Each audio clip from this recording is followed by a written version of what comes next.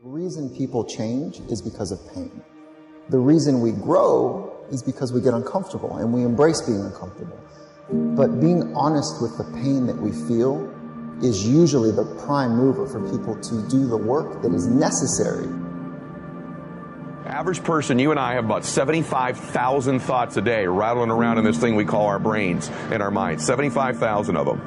The crazy thing is 91% of those thoughts are identical to the previous day and are identical to the day before that and the day before that and the day before that. You're not a procrastinator. You have a habit of procrastinating. And so most people never take the time to analyze what they think about. The most successful people I know are the most self-aware, meaning they're aware of what they do and they're also aware of what they think. They're aware of how they're perceived. But people like to give themselves this excuse. I do not have the energy to do this. Whatever. If you decide that, that's true. But if you watch a motivational video, there's 100 of them on YouTube, thousands even. Go watch one, you'll get fired up. You're like, okay, I'm going to jump some rope. You jump some rope, you do something. Just do some push-ups, do something, do some body weight squats. You'll feel better. Some of them maybe, but I think some of them just don't have discipline. There's an issue with that as well. There's also an issue with momentum. You're not used to doing it. It's not a part of your life. It's not something that you're accustomed to, pushing yourself. There's been many days where I didn't want to work out. I just didn't feel like I had the energy, and I just forced myself. And I think there's very few people out there that know how to force themselves. And we wonder why our life seems to repeat itself over and over again. So really the difference in our life, if we have 75,000 thoughts a day, here's the crazy thing, 91% of them are exactly the same. The separation in our life is in those 9% of their thoughts, because remember this, these magnets are pretty powerful. That's why I'm always saying that your obsessions become your possessions, because they do. You draw into your life exactly what it is you think about. It's a physical reality that you attract to yourself what you think about. So the difference in our life is 9% of our thoughts. That's why people say all the time the difference between winning and losing is so small, it's almost too scary to talk about. And really we've identified what it is. It's 9% of what we think about alters the direction of our life.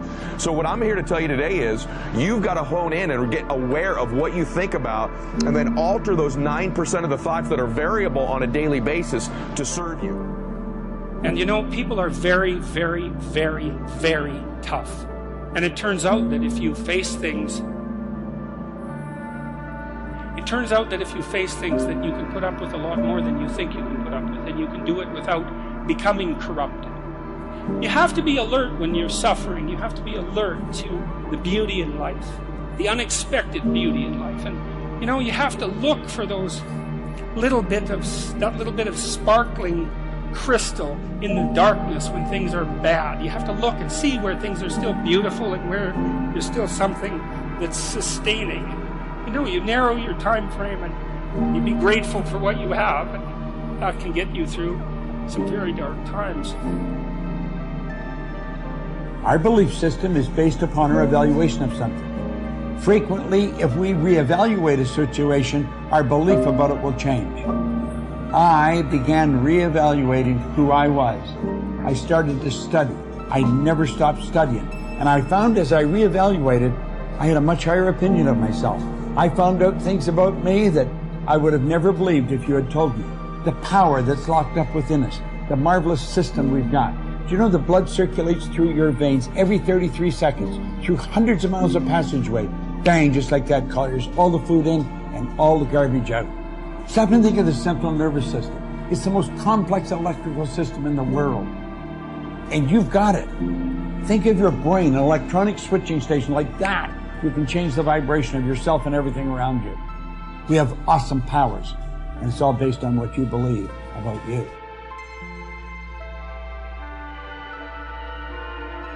If you want to change yourself, if you want to acquire something, if there's some goal that you want to reach, changing your behaviors, overcoming negative habits, it's challenging.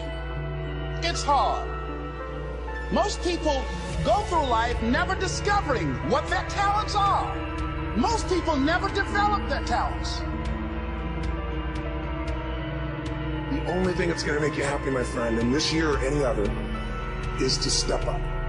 It's to raise the standard. It's to discover what you're capable of and feel that incredible power pushing through whatever's holding you back and get to the other side of more of your true self. That's what this game's all about. When you step into your fears, and continue to push yourself to go on, something happens for you. If you look at somebody who's really successful and you think, wow, I mean, they're so amazing, they're such a genius, you gotta dig underneath and you gotta remember something. People are rewarded in public for what they practice for years in private.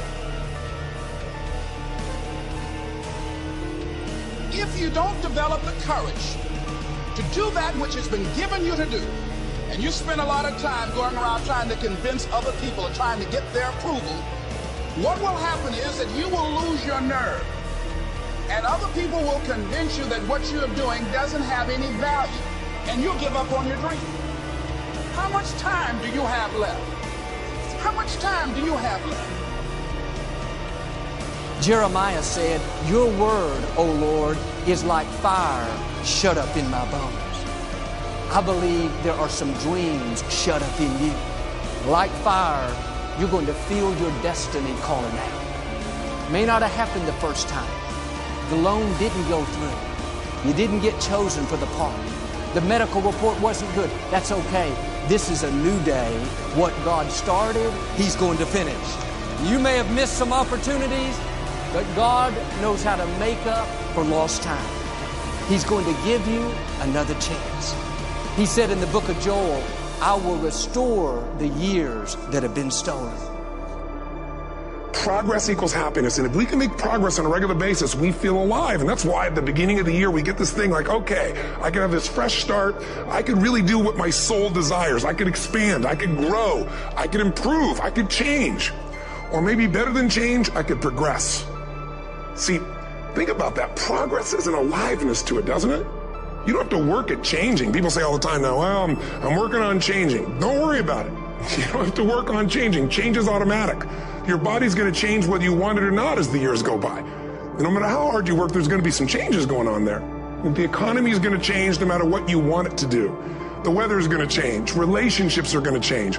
Everything in life is always changing. We don't have to work on change. Change is automatic, but progress is not. So if you want to make real progress, then you really got to look at your life in a different way. You got to say, I got to take control of this process and not just hope it's going to work out like people do who make a resolution. You may have lost years because somebody else put you at a disadvantage, or years because of your own choices. God knows how to make up for it. He's still going to get you to where you're supposed to be. This is what happened to Joseph in the scripture. God gave him a dream that one day he would rule a nation. In this dream, he saw his brothers bowing down before him. Joseph should have used more wisdom and not told his brothers that part of the dream. Certain things you should keep to yourself. Some people can't handle what God's put in you. They won't celebrate you. They'll be jealous, find fault, and be critical. One day Joseph went to see his 10 brothers. When he walked up, one of them said sarcastically, "Here comes the dreamer." They weren't upset because he was their father's favorite child. They weren't upset because he was wearing a coat of many colors, a coat that represents favor. They were upset because he had a dream. They were offended because he was determined to break out of the mold, to do something great, to leave his mark. They would have been fine if he was content to be average, to accept the status quo. But when you stir up what God's put on the inside, believe that you have seeds of greatness, believe that you can overcome that illness, break the addiction, pay your house off, be blessed in spite of past mistakes, let me warn you, everybody will not celebrate you. When you have a dream, you're going to have some detractors. People will get jealous, try to make you look bad, try to talk you out of it. Say things like, "You really think you can get that promotion? You don't have the experience, the talent. I don't think so. You really think you're still going to get married? You've tried 3 times, hadn't happened yet. You're getting kind of old." Let that go in one ear and out the other. People don't determine your destiny. God does. You have to own your own happiness. Take it away from other people demanding that they make you happy. Your kids are not going to make you happy. Your spouse is not going to make you happy. A big house is not going to make you happy. Own your own happiness and be responsible for doing those things that bring joy into your own heart, independently of life and people and money and all of that stuff. Right. It doesn't necessarily give you a happiness. You have to take responsibility of that peace and that joy that lives inside of your heart and not inside of your stuff. That's what hope is. Imagining and then fighting for and then working for what did not seem possible before. That's leadership. John F. Kennedy didn't look up at the moon and say, oh, that's too far. There is a moment in the life of every generation when that spirit of hopefulness has to come through if we are to make our mark on history. But how real is the message that you're putting out? How authentic, how valuable is the product that you have? You know, are you expressing yourself as fully, authentically, passionately as you possibly can? Fewer know how to sell, almost no one knows how to close. When you can close anyone at any time, it means that you have the ability to generate revenue at any moment. You can't be what you can't see. If I never meet a billionaire, I wouldn't want to be one. Because I wouldn't know what that feels like. I don't know what it looks like. I don't know what it takes. What am I good at? What do I love? What does the world need? And how do I get paid for it? To me, those four help you unlock your passion. I often say to people, your passion is for you, your purpose is for others. Your passion makes you happy. But when you use your passion to make a difference in someone else's life, that's a service, that's a purpose.